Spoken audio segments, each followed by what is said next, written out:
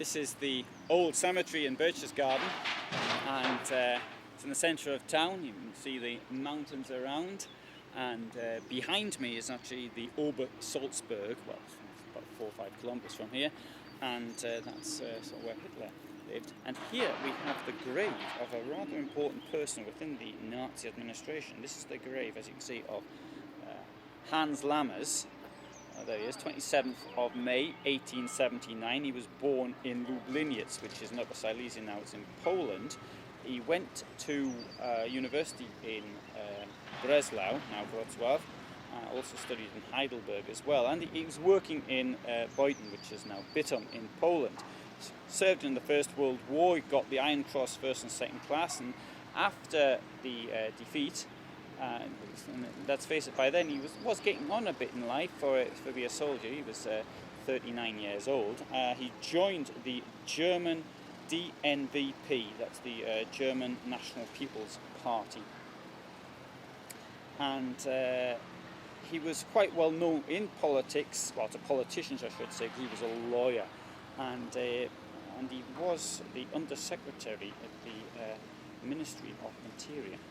Now, the thing was, he joined the Nazi Party in 1932, and after the seizure of power, he was made the State Secretary, and he was head of the Reich Chancellery, and he was a friend of Wilhelm Frick, who was Reich Minister, and so because of that got him the job of legal advisor to all government departments. And on the 30th of November 1939, having been a couple of years promoted to being a member of the Hitler cabinet, he became a member of the Council of Ministers for the Defence of the Reich. And so that meant that he was able to see all documents related to defence, security, and this type of thing. And because of the way that power was centralised, but at the same time there was all these competing departments, Lammers really became a very important person, a civil servant, but at the same time he gave the impression he was actually speaking for Hitler.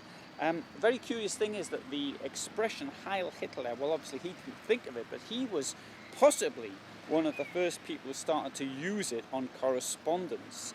And this later became, if he didn't say Heil Hitler, became in the army, became obligatory. And anyway, he possibly coined the phrase in official correspondence. Now, one thing that's important, I think, to show his power is that he controlled access to Hitler alongside Martin Bormann. So whoever saw Hitler, that was the decision of Bormann. So effectively, Hitler usually gave in to the people he saw. So effectively, Bormann was controlling the country. And one thing about Hitler is he would, somebody come in and say they wanted something black, Hitler would agree, then somebody else come and say they want the same thing white, Hitler would agree, and then they had to sort of fight it out between themselves, because Hitler would just sort of, that's the way he ruled, not very clear. Strange really that he managed to get the power he did when he was so, in many ways, indecisive. Anyway, because of the defeat above all at Stalingrad, Hitler agreed to the creation of a 3-man committee to represent the state, the army, and the party. So, who did that?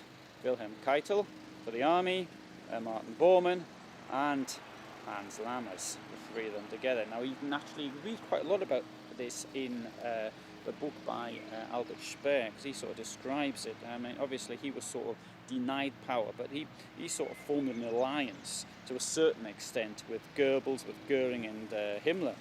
And so they had these 2 sort of competing groups working against each other at the same time as there was a war was on. Now this committee only met, I think it was 11 times, so it didn't really have a great deal of importance. Now, in April 1945, Berlin is surrounded, and on the 23rd, Goering consults Lammers and Karl Koller. And as a result of this, Goering thinks that he can send a ultimatum in some ways to Hitler. It wasn't all that really so much of an ultimatum. It was quite nicely done, worded. It was in such a way that if Hitler is no longer able to maintain control, then he will take over powers as the leader of the Third Reich. Now, when this turned up in Berlin, I think Hitler possibly was more or less likely, he could have agreed to it, but Bormann egged him on in such a way that Goering was arrested. And clearly those who were on the side of Goering, such as Lammers and others, they were also arrested. And effectively, this was tantamount to a sentence of death. Now, Goering said at Nuremberg that Hitler would have forgiven him when he met him. But that happened here at behind me, the Ober Salzburg. Lammers was effectively saved by the Americans. That's the irony of it. So you've got this Nazi minister who's been liberated by the Americans. And we've got two names here. This is the tragedy of his family. You can see both his wife and his daughter there. His wife committed suicide on the 8th of May and his daughter followed on the 10th of May. I'm not too certain why they committed suicide. Now, Lammers himself was tried. He was in 1949. He was a witness at Nuremberg. He was tried in 1949. He got a 20-year sentence. It was reduced to 10 years, and in 1951 he was released alongside many other former Nazis. He went to live in Dusseldorf. He died there, as you can see, in 1962, and he was wanted to be with his wife and his daughter in death, so that's why he's now here.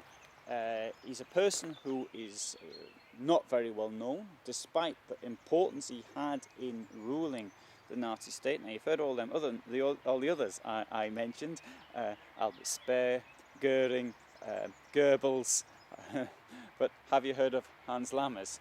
Unless you're sort of really into the Second World War, the chances are you haven't. Now, I want to put this in context, though we can't quite make everything out because of the tree, but I've got the Kelstein mountain up there, and the eagle's nest is there, and the Ober Salzburg is roughly directly in front now, because Hitler had the Berghof up there.